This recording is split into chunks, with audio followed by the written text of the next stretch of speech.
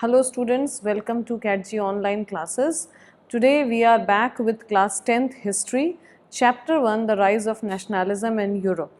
Now in the previous class हम लोगों ने बात किया था कि यूरोप देखने में कैसा था, यूरोप का क्या पॉलिटिकल स्ट्रक्चर था, कैसे अलग अलग जो किंगडम्स थे वो डिवाइडेड थे और क्या वहाँ पे नेशनलिज्म का मतलब क्या था लोगों के लिए, कितने तरह के नेशनलिज्म थे। कितने तरह से मेरा मतलब है कि कौन से ऐसे देश थे जिन्होंने कि यूनिफिकेशन किया और ऐसे भी कई देश थे जिन्होंने कि फॉरेन कंट्रोल को ओवरथ्रो किया और सेल्फ डिटर्मिनेशन अचीव किया, अपनी खुद की गवर्नमेंट बनाई।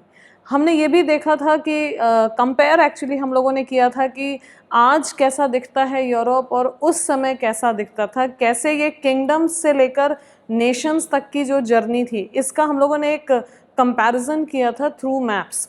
And then we also talked about the painting, the historic painting made by Frederick Sorio. और क्या फेडरिक सोरियो ने उस समय ड्रीम किया था कि क्या होगा आगे जाके, ये सारी चीज़ें हम लोगों ने डिस्कस की थी, बात की थी. अब आज उसके आगे हम लोग बात करेंगे. आज वाले में हम बात करेंगे कि इस नेशनलिज्म की जो फीलिंग है इसकी शुरुआत कहाँ से हुई. So we talked about that there were kingdoms, और क्लास 9th में भी तुमने पढ़ा है that entire Europe had kingdoms. The countries that we see today were not the same at that time. They were all kingdoms and there were cantons and there were various duchies. Okay, so all these were the political divisions. So उस समय France of course was a very powerful country और France जो है काफ़ी बड़ा था. और 1789 का जो फ्रेंच रेवोल्यूशन था जिसके बारे में तुम लोग क्लास 9th में पढ़ चुके हो, that French revolution paved the way for the feeling of nationalism. Now, how did it pave the way for the feeling of nationalism? We will just talk and we will keep writing also. कि जो French revolution हुआ था, right from the beginning जो revolutionaries थे, they made it a point that they had to spread the feeling of collective identity. So the first term to be discussed today is collective identity. Now, what was this collective identity? The way French revolutionaries spread that entire revolution, whatever practices they took up, whatever measures they took up, did make it highlighted among the people that they belonged to a community और उनका जो है कहीं ना कहीं equal rights हैं and they were same. ये collective identity क्या होती है? This is the sense of belonging to a group. जब किसी इंसान को ये फीलिंग होती है कि हम एक पर्टिकुलर ग्रुप को बिलोंग करते हैं और उनकी समस्याएं हमारी समस्याएं हैं और हमारी उनकी हैं, हम उनसे अलग नहीं हैं, that is called as a collective identity. ये किसी भी तरह के सोशल ग्रुप के लिए हो सकती है, रिलीजियस सोशल ग्रुप या एथनिक, कल्चरल, व्हाटएवर, किसी भी तरह के सोशल ग्रुप के लिए हो सकती है कलेक्टिव आइडेंटिटी. ओके, सो फ्रेंच रेवोल्यूशन ने कलेक्टिव आइडेंटिटी कैसे स्प्रेड किया? कई तरीके से स्प्रेड किया. जैसे कि जो फ्रेंच रेवोल्यूशनरीज थे उन्होंने right from the beginning la patrie and le citoyen, ये दो कॉन्सेप्ट्स को बहुत हाईलाइट किया, बहुत एंडोर्स किया. ला पेट्री मतलब fatherland, it means the fatherland. और ले सिटिजन का मतलब क्या था? The citizen. यानी कि ये जो फ्रेंच रेवोल्यूशनरीज थे इन्होंने लोगों के मन में ये फीलिंग जगाई कि हम सब एक हैं, हम सारे सिटीजन्स हैं, हमारे राइट्स इक्वल हैं, हम अब राजा और प्रजा नहीं है. We are not the king and the subjects anymore, we all are equal and our interests are equal and this place that we are living in is not a property of the king or the nobility or anybody else. It belongs to the people and this territory is our fatherland. तो ये जो fatherland और ये जो citizenship का, the moment citizenship का idea आता है, इमीडिएटली इक्वल राइट्स की बात आ जाती है कि हम सब इक्वल हैं, हमारे राइट्स इक्वल हैं। यानी कहीं भी वो सोशल हायरार्की जो हम लोगों ने बात किया था कि एक सोशल हायरार्की में पूरा चल रहा था, पूरा जो एंटायर यूरोप है, एंड क्लास 9th में भी तुमने पढ़ा था कि 3 एस्टेट्स में डिवाइडेड है, तो वो सब एस्टेट वगैरह के थॉट को रिजेक्ट कर देते हैं इन ये सिटीजनशिप का आइडिया आते ही। ओके, दूसरा इन्होंने क्या किया, इन्होंने जो फ्रेंच ट्राइकलर को इंट्रोड्यूस किया। Now French tricolor was the revolutionary flag of France. It replaced what? It replaced the royal standard. Now royal standard क्या था? जो already जो French kingdom का flag चला आ रहा था, उसको replace किया। Then third was the formation of the National Assembly, which replaced what? It replaced the Estates General.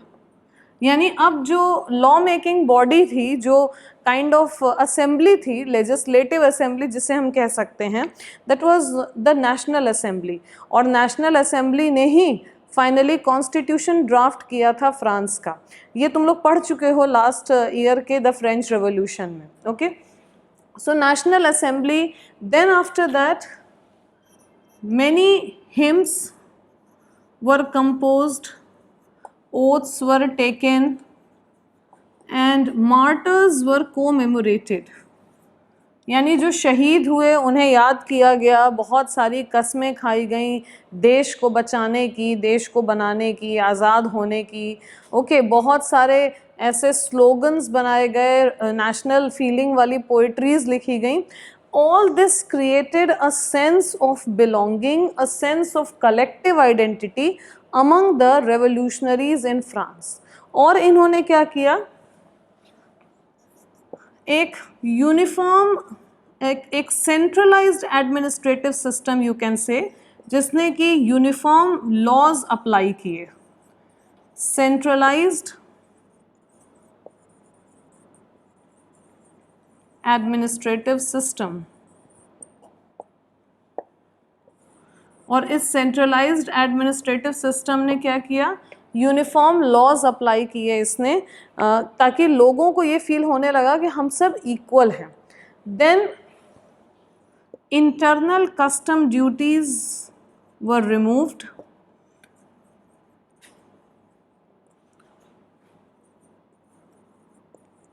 Okay, और एक uniform system of weights and measures ये इंट्रोड्यूस किया गया। A uniform system of weights and measures. ये सारी चीज़ें जहाँ आप एक यूनिफॉर्मिटी ले आते हैं, जहाँ आप कनेक्ट कर देते हैं लोगों को थ्रू अ सिंगल लाइन, चाहे वो किसी भी चीज़ के थ्रू कनेक्ट करें, कनेक्शन का भले ही क्राइटेरियन कुछ भी हो, बट जैसे ही सारे लोगों को some kind of uniform law या यूनिफॉर्म सेट ऑफ रूल्स में कनेक्ट किया जाता है, इमीडिएटली एक sense of collective identity develop होता है। यानी अभी तक जो लोग अपने अपने लिए परेशान थे, जो सारे लोग अभी तक हम सब्जेक्ट हैं, हम राजा से मांगेंगे, हम दया की भीख मांगेंगे या some kind of feelings like this में परेशान थे, अचानक से वो सारे लोग जो हैं वो ये सोचने लगे कि हम जहाँ रह रहे हैं ये हमारा लैंड है, France belongs to us and France is our country और हम इक्वल हैं। What else did they do? Regional dialects को डिस्करेज किया गया और फ्रेंच को जो है ऑफिशियल लैंग्वेज बना दिया गया। French became the official language of France.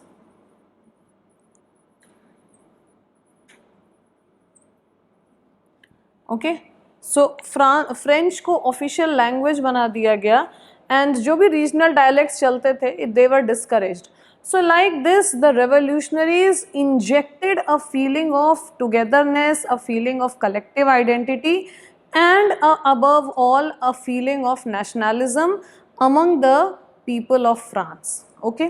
सिर्फ इतना ही नहीं, ये जो फ्रेंच रेवोल्यूशनरीज थे, they had declared that it was there mission that they had to liberate the peoples of Europe from despotic rules. Peoples मैंने क्यों बोला, क्योंकि जब मल्टीपल नेशनैलिटीज़ के लोग होते हैं, मल्टीपल कल्चरल बैकग्राउंड के लोग होते हैं, so they are called as peoples. So the peoples of Europe had to be liberated from despotic rule. ये इन्होंने, ये जो फ्रेंच रेवोल्यूशनरीज थे, इन्होंने इसको अपना मिशन बना लिया कि हमें यही करना है. और सिंपली इसका मतलब क्या था, सिंपल अगर शब्द में कहा जाए तो it meant that they wanted people to create their own nation states. So ये एक तरह का नेशन स्टेट्स के फॉर्मेशन का एक तरह से क्राई था, रादर देन कि सिर्फ डेस्पोटिक रूल्स को ओवरथ्रो करने का. नतीजा क्या हुआ इस तरह के इन्फ्लुएंस का? All over the Europe Jacobian clubs form होने लगे. Jacobin clubs. Can you recall reading this name somewhere? Last year तुम लोगों ने पढ़ा था क्लास 9th के फर्स्ट चैप्टर में जैकोबिन क्लब्स. ये जैकोबिन क्लब्स क्या थे? If you are noting down you can note it as I am speaking. ये Jacobin clubs were actually most influential political clubs थे during the French Revolution. And these clubs when they were in their height, when they were in the height of the power, that is when they had their ascendancy to power, then it is that at the time period which was their rule in France is known as reign of terror. इनका जो France में rule था उस समय को reign of terror कहा जाता है. Now why was it called so? Because during their rule more than 10,000 people were executed for various political crimes. And you will be if you recall and if you don't know then you will be surprised to know कि ये जो 10,000 लोग execute किए गए थे during the reign of terror, इसमें French king और queen भी थे. ओके, सो एग्जीक्यूट करना माने किल करना. They use to guillotine people. Guillotine क्या होता था? एक तरह का एक्स था जो बिहेड कर देता था. एक पर्टिकुलर तरह का एक प्लेटफॉर्म था जिसपे कि लोगों को लिटा के उनको बिहेडिंग कर दी जाती थी. ओके, सो ये जो रेन ऑफ टेरर था, ये जैकोबिन क्लब के दौरान का जो पीरियड था उसे कहा जाता है, जब ये पावर में थे. सो वी वर टॉकिंग कि ये जो फ्रांस का क्राई था to liberate people from their despotic rules and to set up independent nation states, इसका बहुत ज़बरदस्त इन्फ्लुएंस हुआ और पूरे यूरोप में जैकोबिन क्लब्स स्टार्टेड मशरूमिंग. बिल्कुल हर जगह एक बनने लगे जैकोबिन क्लब्स. और इन क्लब्स के बनने से क्या फ़र्क पड़ा कि जो फ्रेंच आर्मी थी इसको acceptance मिला when they moved into those countries like Holland and Switzerland and all these places. when they went Italy, Belgium, जब इन जगहों पे ये गए तो इनको ready acceptance मिला लोगों का. okay, and thus French army kept on increasing their influence and their ideas of nationalism wherever they went. ठीक, तो ये तो हुआ रेवोल्यूशनरी की बात. और जो फ्रेंच आर्मीज़ थी उस समय कई सारी गवर्नमेंट बनी थी जब फ्रेंच रेवोल्यूशन हुआ था. Starting from the dethroning of Louis 16 कई सारे गवर्नमेंट्स बनते चले गए थे. There was the reign of terror, there was directory, there was this republican government, and then came Napoleon. और नेपोलियन जब आया तो नेपोलियन ने खुद को डिक्टेटर डिक्लेयर कर दिया.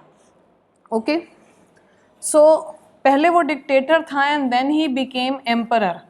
सो एम्परर नेपोलियन मीन्स कि डेमोक्रेसी तो ऑलरेडी ख़त्म हो चुका था फ्रांस में.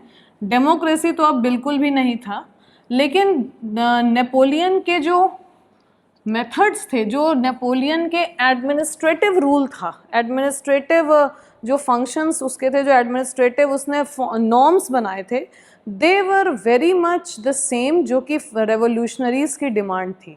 तो जो नेपोलियन का एडमिनिस्ट्रेटिव रिफॉर्म कोड है जिसको कि सिविल कोड ऑफ 1804 है, जो सिविल कोड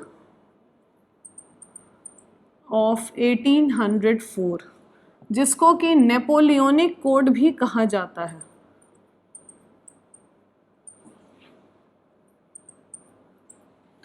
नेपोलियनिक कोड भी कहा जाता है इसे। ये भी सारे फ्रांस को प्लस जो दूसरे कंट्रीज़ हैं उनको यूनाइट करने में बड़ा इम्पॉर्टेंट रोल प्ले किया था इस कोड ने।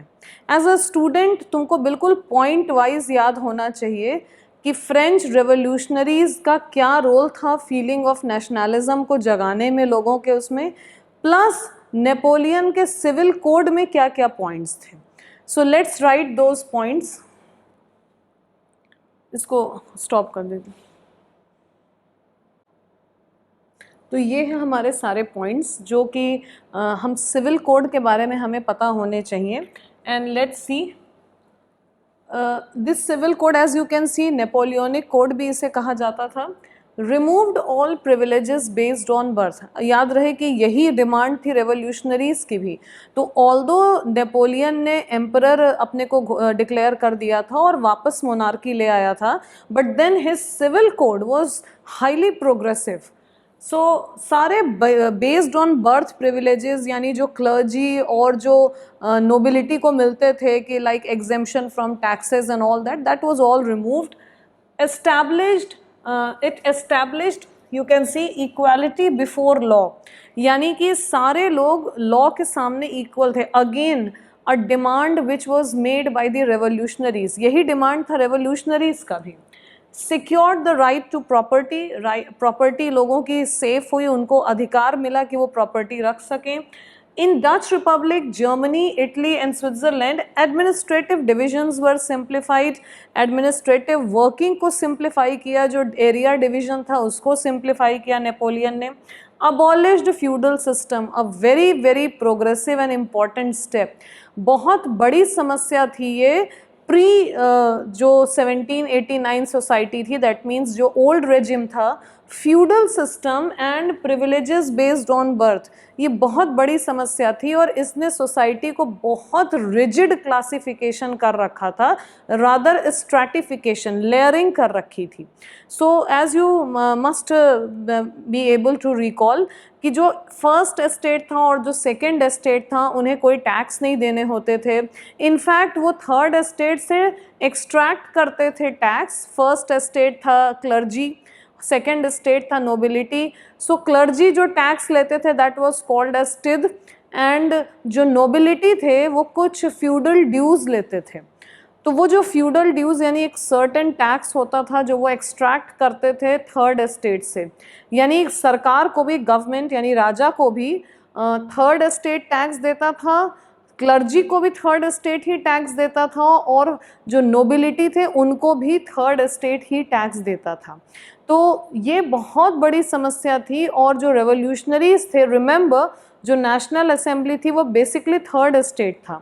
सो जो थर्ड एस्टेट का ये बहुत बड़ा डिमांड था कि बेस्ड ऑन बर्थ प्रिविलेजेस को दूर किया जाए, and they had also demanded abolishing feudal dues, feudal system. So न सिर्फ फ्यूडल सिस्टम को ख़त्म किया नेपोलियन ने, सर्फडम को ख़त्म कर दिया इसके साथ सॉरी, और जो मेनोरियल ड्यूज़ दिए जाने होते थे वो मेनोरियल ड्यूज़ देने का भी काम ख़त्म हो गया। अब पेजेंट्स उससे आज़ाद हो गए थे। So this was a very very progressive step in the administrative reforms of Napoleon. Now transport and communication systems were improved. This was definitely, it increased connection among the people and that feeling of collective identity जिसकी हम बात कर रहे थे शुरू से, वो feeling भी काफ़ी increase किया। Peasants, artisans, workers and new businessmen enjoyed a newfound freedom. जितने peasants थे, जो workers थे, particularly जो ये businessmen थे, इनको एक नई आज़ादी मिल गई काम करने की, and they were really happy with it. इनको क्या basically benefit मिला, जैसे ही एक uniform system of weights and measures introduce हुआ और एक सिंगल करेंसी आई, इनके लिए बिजनेस ट्रांजैक्शंस बहुत स्मूथ हो गए, बहुत आराम से बिजनेस ट्रांजैक्शंस करने लगे ये लोग। And then of course guild restrictions were removed.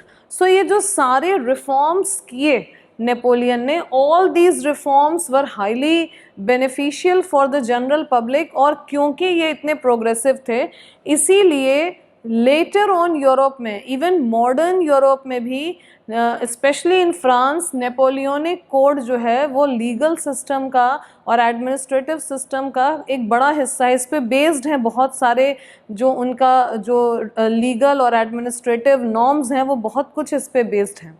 Simply because you can see कि ये कहीं से भी ऑर्थोडॉक्स नेचर का नहीं था। ओके, सो अब ये तो नेपोलियन का ये जो एडमिनिस्ट्रेटिव रिफॉर्म्स थे ये लोगों को बड़े इम्प्रेस किए, और जहाँ भी नेपोलियन की फ्रेंच आर्मी जाती थी तो वो कंट्रीज़ बड़ा वेलकम करते थे, जैसे हॉलैंड, स्विट्ज़रलैंड, इवन सिटीज़ में जैसे कि ब्रसल्स, वॉर्सो, मेंस, मिलान, ये सारे जगह पे जब गई फ्रेंच आर्मी तो लोगों ने इनको हार्बिंगर ऑफ लिबर्टी की तरह वेलकम किया कि ये जो आ रहे हैं ये हमारे लिए आज़ादी लेके आ रहे हैं। लेकिन जल्दी ही ये जो चीज़ें थी लोगों की, ये जो हाई एक्सपेक्टेशंस थे, ये जल्दी ही ख़त्म होने लगे, सिंपली बिकॉज कि जो ओवरऑल जो बिहेवियर था फ्रेंच आर्मीज़ का और जो फ्रेंच एडमिनिस्ट्रेशन की एक्सपेक्टेशन या नीड थी उन लोगों से, वो लोग एक्सेप्ट नहीं कर पाए। और वो क्या था कि जैसे सेंसरशिप, और सबसे बड़ी problem forced conscription in French army, यानी फ्रेंच कंट्रोल में जो भी टेरिटरी आती थी, जहाँ भी फ्रेंच आर्मी पहुँचती थी, वहाँ के लोगों को ज़बरदस्ती फ्रेंच आर्मी में इंडक्ट किया जाता था, so that France could win more Wars and could acquire more territories in the entire Europe. Okay, एक और रीज़न था इसका कि जो टैक्सेशन था वो बहुत हाई रखा गया था जिन जगहों पे भी फ्रेंच आर्मी गई वहाँ पे। सो दैट मीन्स कि इनिशियल जो एंथुजियाज़म था, जो यूफोरिया था फ्रेंच आर्मीज़ के आने का इनिशियली, वो धीरे धीरे डाई डाउन कर गया। तो French Revolution and Napoleon made huge contributions in injecting the feeling of nationalism among the minds and hearts of the people. लोगों को फॉर द फर्स्ट टाइम ये फील होने लगा कि एक जैसे लोगों को एक देश में रहना चाहिए, और देश और किंगडम यानी कि नेशन एंड किंगडम ये दो अलग अलग चीज़ें हैं, और जो रूलर होना चाहिए वो भी हमारे जैसा होना चाहिए, रादर दैन कि एक मोनार्क जो बिल्कुल हमसे अलग हो, जिसकी सोच हमसे अलग हो, जो हमें कभी समझ ही ना पाए। सो ये तो हुई फ्रेंच रेवोल्यूशन की बात। क्लास 9th में भी तुम लोग काफ़ी डिटेल में पढ़ चुके हो फ्रेंच रेवोल्यूशन, और यहाँ पे भी हम लोगों ने काफ़ी डिस्कस कर लिया कि कैसे नेपोलियन ने और फ्रेंच रेवोल्यूशन ने नेशनलिज्म के सीड्स को बोया। लेकिन अब हमको समझना होगा यूरोपियन सोसाइटी को, क्योंकि फ्रांस में तो स्टार्टिंग हुई थी 1789 में, यानी towards the end of 18th century, ये तो जस्ट स्टार्टिंग था। अब यूरोपियन सोसाइटी कैसी थी, और यूरोपियन सोसाइटी क्या सब एक जैसे लोग थे, क्या एक जगह पे एक जैसे लोग रहते थे? जैसे अभी हम लोग बात कर रहे हैं कि किंगडम है, किंगडम्स थे, तो क्या एक किंगडम में रहने वाले सारे लोग एक ही भाषा बोलते थे, एक ही कल्चरल बैकग्राउंड के थे, या वो अलग अलग थे? इसी को समझने के लिए दो पॉइंट्स मैंने बोले थे प्रीवियस लेक्चर में कि दो तरीके से नेशन स्टेट्स बने। एक तरीका था नेशन स्टेट्स बनने का कि यूनिफिकेशन हुआ, एक जैसे एथनिक बैकग्राउंड या एक जैसी एथनिसिटी वाले लोग एक संग आए, अलग अलग जगहों से कनेक्ट किए, और वो पूरा एरिया एक कंट्री बन गया। ये एक तरीका था नेशन स्टेट बनने का। और दूसरा था कि लोगों ने फॉरेन कंट्रोल को ओवरथ्रो किया and they went for self determination and they made their own governments. तो अब सबसे पहले हम एक बार फिर से यूरोप का मैप देख लेते हैं। So on your screen is the map of Europe, और इस मैप में तुम देख सकते हो कि हैब्सबर्ग एम्पायर दिख रहा है, then you have Saxony, Poland, Lithuania, Swiss cantons दिख रहे हैं। सो द पॉइंट इज़ कि आज हम जैसा यूरोप देखते हैं उस समय वैसा नहीं होता था। जर्मनी, इटली, स्विट्ज़रलैंड, ये सब they were all divided into kingdoms, duchies and cantons whose rulers had their autonomous territories. Okay ये सब देख सकते हो. You can see even the Hanover you can see, and then there is Savoy, Tuscany. So all these things, Poland, Lithuania, Saxony, Ottoman Empire is there on your screen. So eastern और central Europe जो थे, eastern Europe का मतलब क्या हुआ, जो Ottoman empire है, और जो ईस्टर्न कम्स पोलैंड वाला जो एरिया देख रहे हो, जो रशिया का एरिया है, all that comes under eastern Europe. और सेंट्रल यूरोप में क्या हुआ, ये जो हैब्सबर्ग एम्पायर है, बावारिया है, और ये टस्कनी वगैरह जितना एरिया है, मीन्स बिफोर फ्रांस जितना एरिया है, that is all central Europe. So Eastern or Central Europe were under autocratic monarchies within the territories of which lived diverse peoples. Peoples again कहने का मतलब है कि यहाँ पे कई अलग अलग नेशनैलिटी के लोग रहते थे, यानी कि जो मोनार्कीज थी वो ऑटोक्रेटिक थी, डेस्पोटिक थी, और उनके अंडर में जो पॉपुलेशन थी वो मल्टी एथनिक थी. ओके और वो कई बार अलग अलग भाषाएं भी बोलते थे, और ऑफ कोर्स अलग अलग एथनिक ग्रुप्स को बिलोंग करते थे. Let's take an example of the Habsburg empire. Now you can see the Habsburg empire on your screen. और हैब्सबर्ग एम्पायर जो था, it ruled over Austria Hungary, and it was a patchwork of many different regions and peoples. It included the Alpine regions, Tyrol, Austria and Sudetenland. Okay जो Alpine regions थे, Austria you can see, so Tyrol is not there, but then you can see Austria. Tyrol also is visible towards the bottom in blue color. So Tyrol, Austria and Sudetenland. और Bohemia भी तुम लोग देख सकते हो, Bohemia is also visible, and in Bohemia and in these alpine regions the aristocracy was predominantly German speaking. So ये जितना भी ग्रे कलर्ड एरिया है, जैसे कि ऑस्ट्रिया का है, और ऊपर देख सकते हो बोहेमिया के कुछ हिस्सा ग्रीन है और कुछ हिस्सा ग्रे कलर में है. सो ये सारे जर्मन स्पीकिंग लोग थे. It also included the Italian speaking provinces of Lombardy, Venetia, and now you can see Italians blue colour में हैं. जो ब्लू कलर्ड एरिया दिख रहा है वो सारे इटालियन स्पीकिंग लोग थे. In Hungary, half of the population spoke Magyar, while the other half spoke variety of dialects. Hungary you can see in light green color, और ये मैग्यार्स थे, ये हंगेरियंस जो थे ये मैग्यार भाषा बोलते थे. आधी पॉपुलेशन मैग्यार बोलती थी, और जो बाकी आधी पॉपुलेशन थी वो डिफरेंट अदर डायलेक्ट्स बोलते थे. Then you can notice गैलिशिया.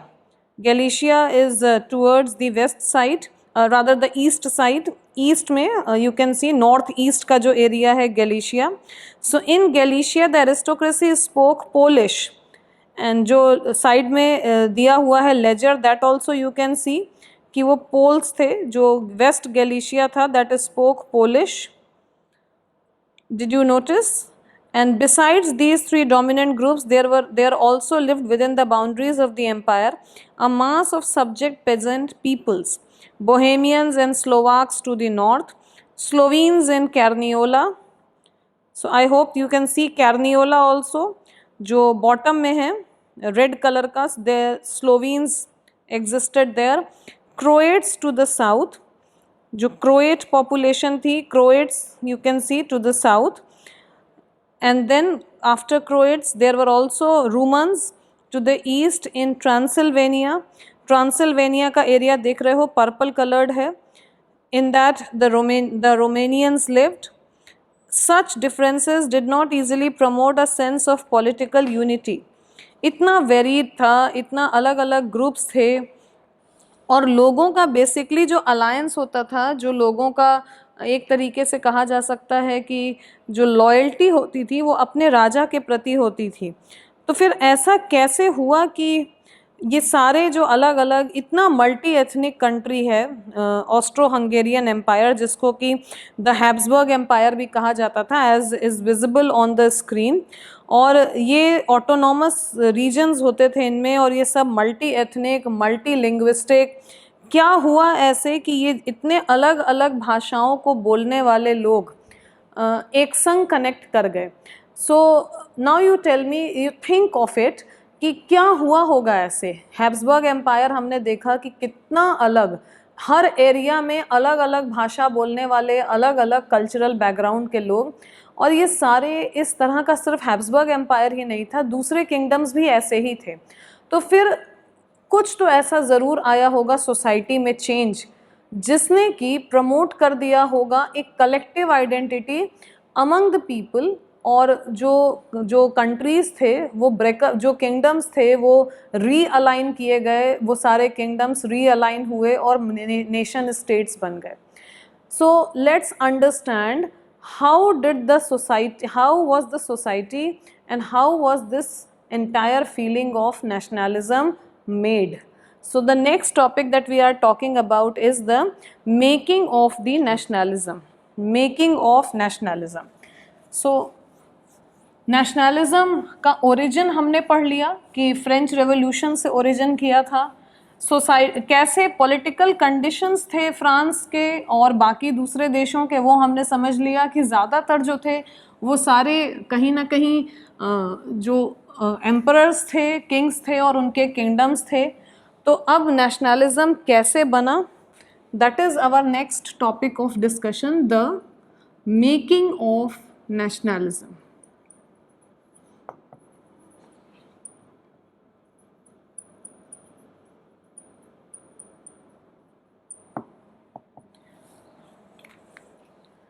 So socially और पॉलिटिकली पूरा जो यूरोप था उसका सबसे डोमिनेंट क्लास कौन सा था? एरिस्टोक्रेसी, यानी कि नोबिलिटी, और जो अपर क्लास था सोसाइटी का। So aristocracy was the socially and politically dominant class. इनके पास ह्यूज लैंड एरिया होता था और ये अक्रॉस इनका जो across the continent, irrespective of which kingdom they lived in, इनका जो लाइफस्टाइल होता था वो बहुत सिमिलर होता था। ज़्यादातर लोग इनमें से फ्रेंच ही बोलते थे as a symbol of status, और ये एक दूसरे से कनेक्टेड होते थे थ्रू मैरिज रिलेशनशिप्स। और इनका जो लैंड एरिया ऑफ कोर्स इनके पास बहुत था, लेकिन ये माइनॉरिटी पॉपुलेशन थी। मेजॉरिटी जो थे वो पेजेंट्स के थे। जो ईस्टर्न यूरोप था उसमें जो पेजेंट्स थे और टेनेंट्स थे, और जो वेस्टर्न और सेंट्रल यूरोप था वहाँ पे ह्यूज लैंड्स होते थे और उस पे लोग काम करते थे। सो इस तरह से जो मेजॉरिटी थी वो पेजेंट्स और टेनेंट्स की ही थी। 18th सेंचुरी में जो इंग्लैंड था, अगर यूरोप का मैप याद करो तो वेस्टर्न मोस्ट कंट्री है इंग्लैंड, वेस्टर्न साइड में है इंग्लैंड। सो वेस्टर्न मोस्ट नहीं, वेस्टर्न साइड में है इंग्लैंड। सो इंग्लैंड में 18th सेंचुरी में इंडस्ट्रियल रेवोल्यूशन आया, और इंडस्ट्रियल रेवोल्यूशन आने में यानी कि जो लोग भी प्रोडक्शन ऑफ गुड्स से रिलेटेड थे वो बहुत तेज़ी से ग्रो किए। ये इंडस्ट्रियल रेवोल्यूशन धीरे धीरे स्प्रेड किया टुवर्ड्स द ईस्ट और फ्रांस और जर्मनी में भी पहुंचा। फ्रांस और जर्मनी में ये इंडस्ट्रियल रेवोल्यूशन 19th सेंचुरी में आया, और इस इंडस्ट्रियल रेवोल्यूशन के साथ जो है एक नई सोशल क्लास इमर्ज की, ग्रो की, और इस सोशल क्लास का नाम था middle class of the society. They were the middle class of the society and they completely refuted the concept of birth based privileges। और ये जो मिडिल क्लास था इनमें कौन थे? इनमें लॉयर्स, प्रोफेशनल्स जो सर्विस प्रोवाइड करते हैं, या फिर जो इंडस्ट्रियलिस्ट थे, वो सारे लोग थे। और इनको ये लगा कि बर्थ बेस्ड प्रिविलेजेस तो बिल्कुल भी नहीं होने चाहिए। Okay, they wanted uniform laws, they wanted the entire population to be judged on merit. तो एक मेजर सोशल चेंज आया जो लैंडेड एरिस्टोक्रेसी और पेजेंट्स के बजाय बीच में उन दोनों के एक क्लास का ग्रोथ हुआ। ये एजुकेटेड क्लास था, और इस एजुकेटेड क्लास ने जो ऑर्थोडॉक्स थॉट्स चले आ रहे थे बड़े लंबे समय से उनको ओवरथ्रो किया।